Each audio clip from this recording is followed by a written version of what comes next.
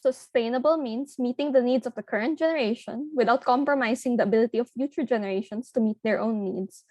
Meanwhile, management means the process of planning, organizing, and controlling the resources of an organization in order to reach its goals efficiently and effectively. Combined, sustainable management means the application of sustainable practices in agriculture, business, society, and environment in a way that will benefit both present and future generations. Meanwhile, sustainable development is the idea that human societies must live and meet their needs without compromising the ability of future generations to meet their own needs. It is a way of organizing and planning society in a manner that improves its prospects in the long term, and it encourages the preservation and rehabilitation of our environment and natural resources while also promoting social and economic equity. History of sustainable development. These are the plans of action that help build the Sustainable Development Goals. The Agenda 21 and Rio Declaration happened at the Earth Summit at Rio de Janeiro, 1992. Focuses on the state of the global environment in relation to economics and science in a political context. The goal of this summit is to establish global partnerships and international agreements that respect the interests of all and protect the integrity of the global environment and developmental system. Rio Declaration have 27 non-binding principles that recognizes the importance of preserving the environment together with economic progress. And the Agenda 21, which was emphasized in this summit, is a non-binding environmental action plan that ensures development in a sustainable manner. The aim of this agenda is to achieve global sustainable development by the year 2000, with the 21 referring to the original target of the 21st century. Next is the Millennium Declaration, also known as the Millennium Development Goals, signed on September 8, 2000 in New York.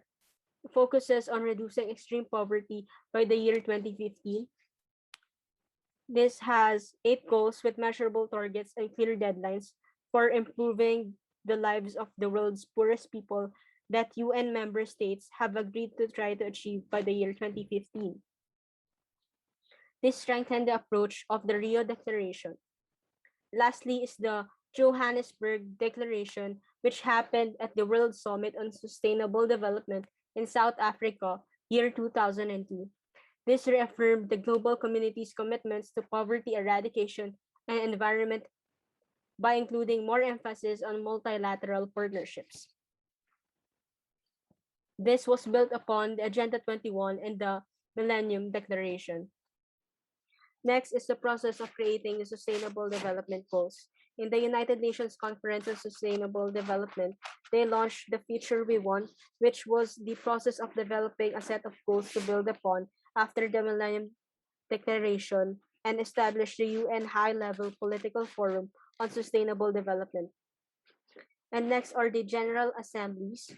The first one happened at 2013, which was the proposal for the Sustainable Development Goals. And the next happened is on the year of 2015 at the month of January, which was the negotiation process for the post-2015 development agenda. And on September 2015, the adoption of the 2030 Agenda for Sustainable Development with 17 SDGs at its core at the UN Sustainable Development Summit. At the same year, several major agreements was passed that coincides with the Sustainable Development Goals. And lastly, the High-Level Political Forum on Sustainable Development, which happens annually, is the central UN platform for the follow-up and review of the SDGs. The 5 pillars of sustainable development. The first pillar is of people, is to end poverty and hunger in all their forms and dimensions, to ensure that all human beings can fulfill their potential in dignity and equality and in a healthy environment. And it focuses on uplifting the standard of living of all people on the planet as a whole. Under this is the SDGs 1 to 5. Next is of planet, to protect and rehabilitate our planet's natural resources, and climate for the benefit of both the current and future generations can be achieved through the establishment. Next is the five pillars of sustainable development. The first pillar is of people, to end poverty and hunger in all their forms and dimensions, to ensure that all human beings can fulfill their potential in dignity and equality, and in a healthy environment. It focuses on uplifting the standard of living of all people on the planet as a whole. Under this are the SDGs 1 to 5. Next is of planet, to protect and rehabilitate our planet's natural resources and climate for the benefit of both the current and future generations. To be achieved through the establishment of a circular economy centered around sustainable consumption and production. Under this is the SDG 6 and 12 to 15. Next is of prosperity, to enjoy prosperous and fulfilling lives in harmony with nature, and focuses on economic sustainability and reduction of inequality. Under this is the SDG 7 to 11. Next is of peace, to foster peaceful, just, and inclusive societies. It focuses on reduction of corruption and violence while promoting both local and international cooperations. And lastly is of partnership, implementing the agenda with, with a spirit of strengthened global solidarity and focus on the needs of the most vulnerable. The Sustainable Development Goals are defined by the UN as the blueprint to achieve a better and more sustainable future for all. It mainly addresses the global challenges we face, including poverty, inequality, climate change, environmental degradation, peace, and justice. They are designed intentionally to represent a new approach to development, threading together economic, social, and environmental dimensions while acknowledging that decisions and approaches are related and have both synergies and trade-offs. They were created during the Rio de Janeiro conference last 2012 and are part of the 2030 Agenda for Sustainable Development adopted by 193 member states. They were implemented last January 1, 2016. Each of the SDGs has a separate goal aimed at improving life for the world's poorest. The first SDG aims at ending poverty in all its forms everywhere. The second SDG aims to end hunger, achieve food security, and improve nutrition, as well as promote sustainable agriculture. The third SDG aims to ensure healthy lives and promote well-being for all at all ages. The fourth SDG aims to ensure inclusive and equitable quality education, as well as promote lifelong learning opportunities for all. The fifth SDG aims to achieve gender equality and empower all women and girls. The sixth SDG aims to ensure availability and sustainable management of water and sanitation for all. The seventh SDG aims to ensure access to affordable, reliable, sustainable, and modern energy for all. The eighth SDG aims to promote sustained, inclusive, and sustainable economic growth, full and productive employment, as well as decent work for all. The ninth SDG aims to build resilient infrastructure, promote inclusive and sustainable industrialization, as well as foster innovation. The 10th SDG aims to reduce economic inequality within and among nations. The 11th SDG aims to make cities and human settlements inclusive, safe, resilient, and sustainable. The 12th SDG aims to ensure sustainable consumption and production patterns. The 13th SDG aims to take urgent action to combat climate change, as well as its impacts by regulating emissions and promoting developments in renewable energy. The 14th SDG aims to conserve and sustainably use the oceans, seas, and marine resources for sustainable development. The 15th SDG aims to protect, restore, and promote sustainable use of terrestrial ecosystems, sustainably manage forests, combat desertification, as well as halt and reverse land degradation and biodiversity loss. The 16th SDG aims to promote peaceful and inclusive societies for sustainable development, provide access to justice for all, as well as build effective, accountable, and inclusive institutions at all levels. Last but not the least, the 17th SDG aims to strengthen the means of implementation and revitalize the global partnerships needed for sustainable development.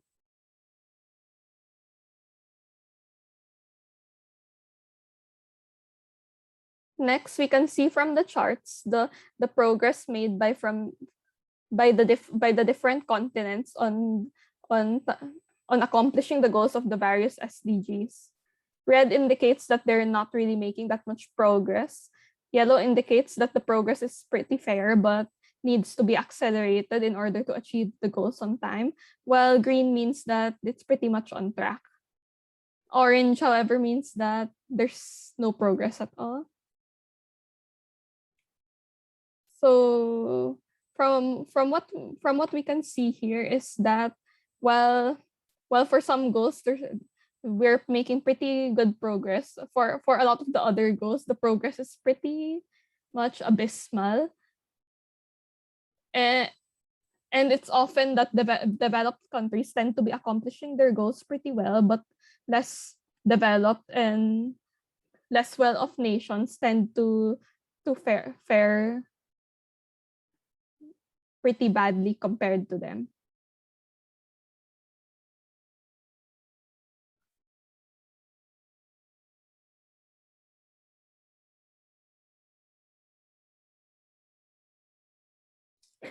Next up is the Division for Sustainable Development Goals, or the DSDG.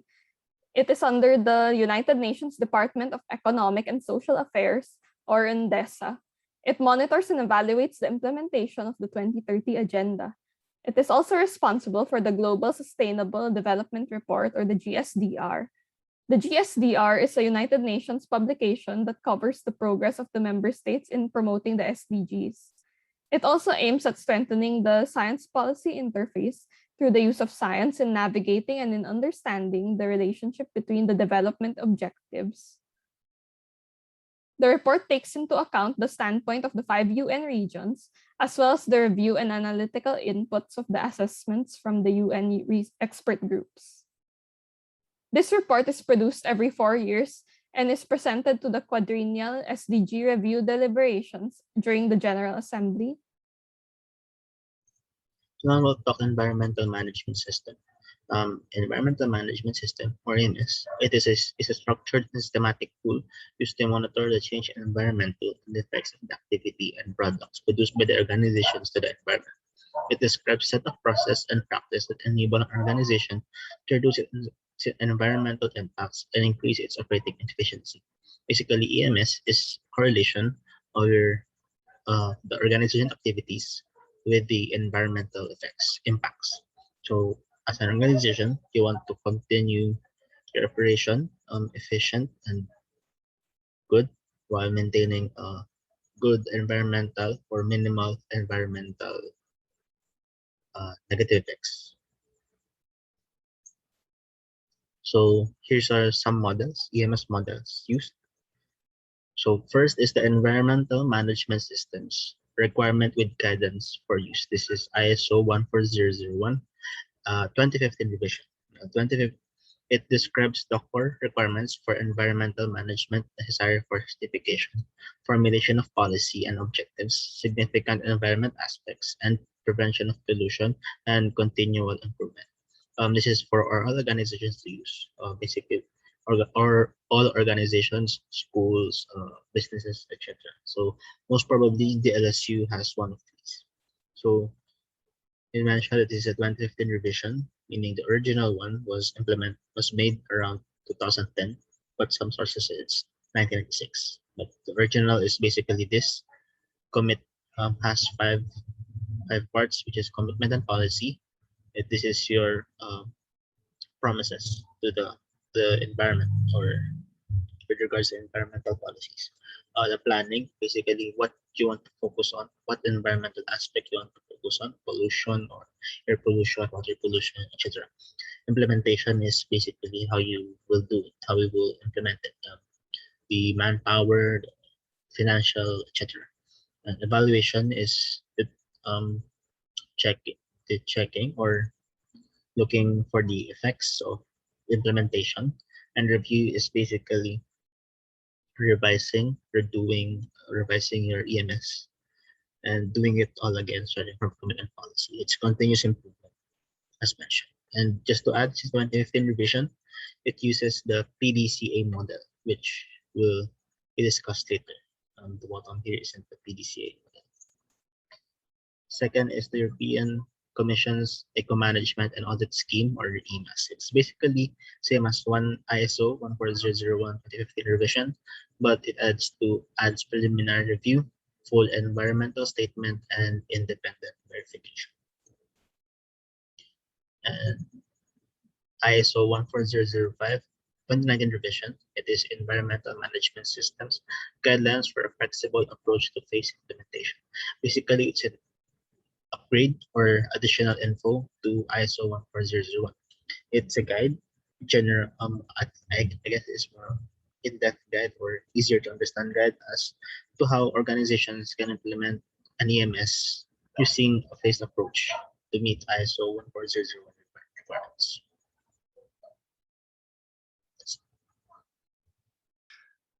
So PDCA, before we get into it, we need to explain what the PDCA cycle actually is.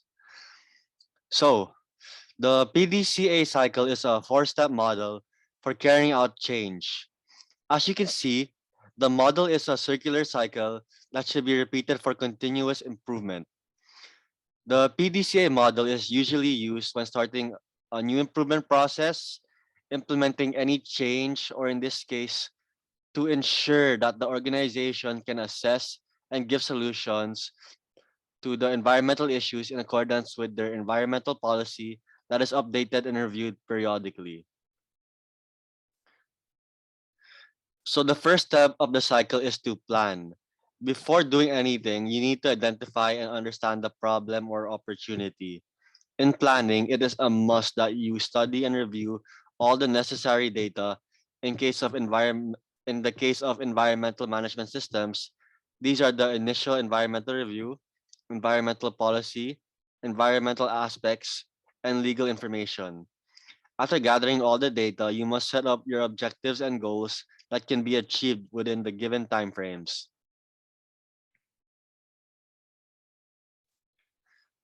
So after you plan everything, it is time to put that plan into action. The second step, which is do, this means to implement all the necessary processes, whether it be delegating responsibilities, making sure that the staff is well trained to ensure the responsibilities conform to the EMS, communication and documentation in order to make sure all the information is being distributed to the appropriate parties while having it on record, operational control and emergency preparedness and response. Just in case something goes wrong, there will be a protocol to handle the situation as quick and effective as possible. So the third step, and probably the most important one, is to check. You'll need to analyze the results of the first two steps in order to think of ways to improve upon it. This includes monitoring and measurement, which is to establish procedures that monitor operations that can have a significant environmental impact. Nonconformance, which are preventative procedures that deal with nonconformities and review the effectiveness. Records, which are used to establish and maintain the records of the EMS conformity and performance. And lastly, EMS auditing, which is to assess the EMS to make sure it conforms to the agreed policy aims. The last step is to act. And when you act, it is basically implementing your solutions to improve the first two steps. In this step, you must review all the previous steps and assess the EMS. This includes the results of the internal audit and compliance with legal requirements to determine its effectiveness. Recommend, which is to agree and record options for improvements. And lastly, take actions by taking the appropriate steps to amend policy and redefine objects objectives, and other elements of the EMS with commitment to continual improvement. So before we end, I would just like to quickly discuss the Philippines EMS. So it was made July 14, 2015 by the DENR, which stands for the Department of Environment and Natural Resources. The EMS manual based on the ISO 14001-2015 is used as a systematic tool to protect the natural resources and environment of the Philippines. It includes the EMS discussion plus previously discussed legislations. And that concludes our presentation. Thank you, and we hope you learned something. It includes the EMS discussion plus previously discussed legislations. And that concludes our presentation. Thank you, and we hope you learned something.